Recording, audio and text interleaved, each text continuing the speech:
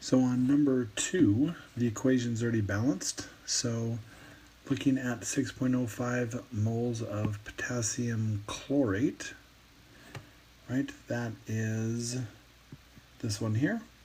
So we have 6.05 moles of our potassium chlorate. Now we want moles of potassium chlorite to cancel out, and so because it's kind of understood that this is on top of a fraction, that means we have to put these units of moles of potassium chlorate on the bottom of a fraction, so that allows these units to cancel.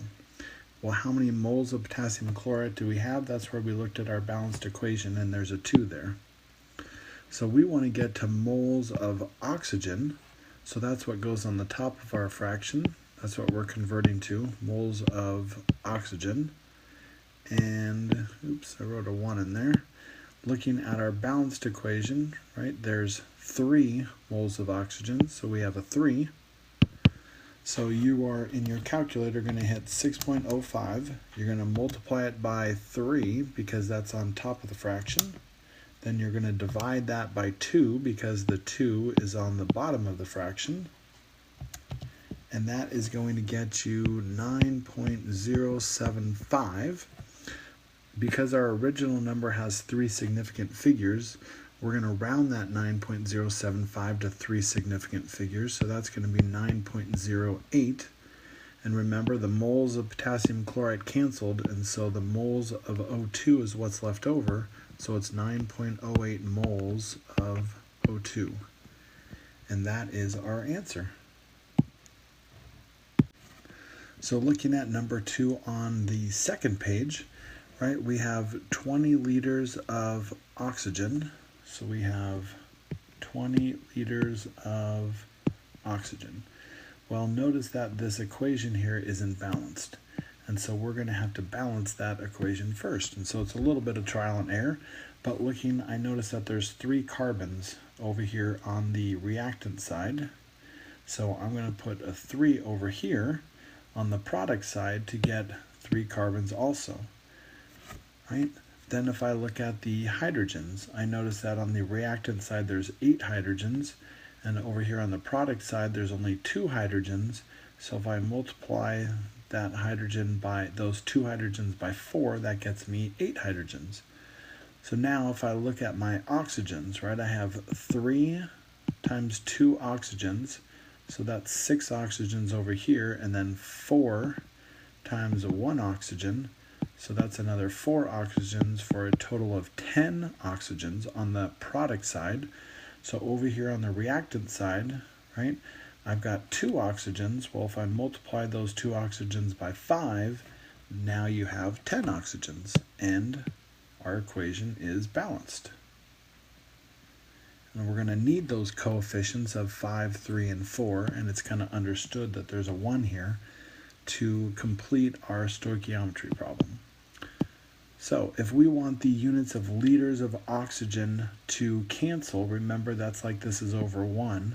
So we need these units of liters of oxygen to be on the opposite side of this fraction, so it's going to be on the bottom of the fraction, so that way they cancel out. Well, there's always 22.4 liters for every volume. And how many moles are in 22.4 liters? There's always 1 mole in 22.4 liters, and that's still oxygen. So we have our units of oxygen canceled out. Now, if we keep going, right, if we were to just do 20 divided by 22.4, that would give you your moles of oxygen. Well, we want to get how many liters of carbon dioxide. So I need these moles of oxygen to cancel because I need to get to carbon dioxide.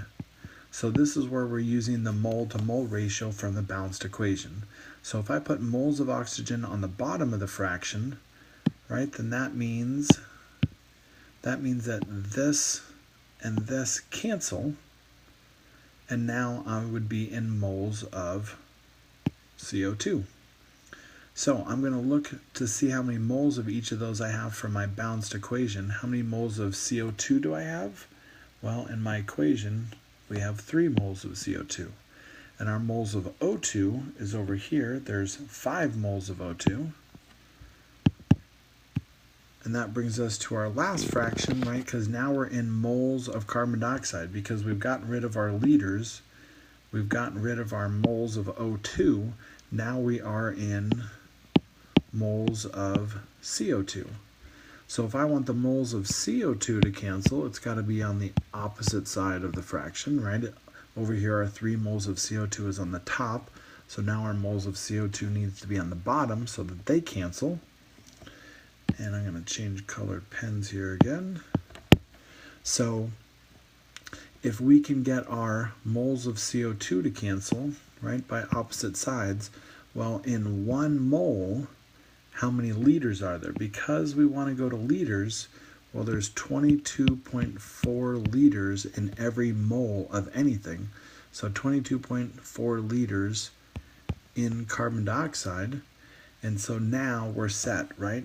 Our liters of O2 have canceled, our moles of O2 have canceled, our moles of CO2 have canceled, and the only thing that we're left with is our liters of CO2.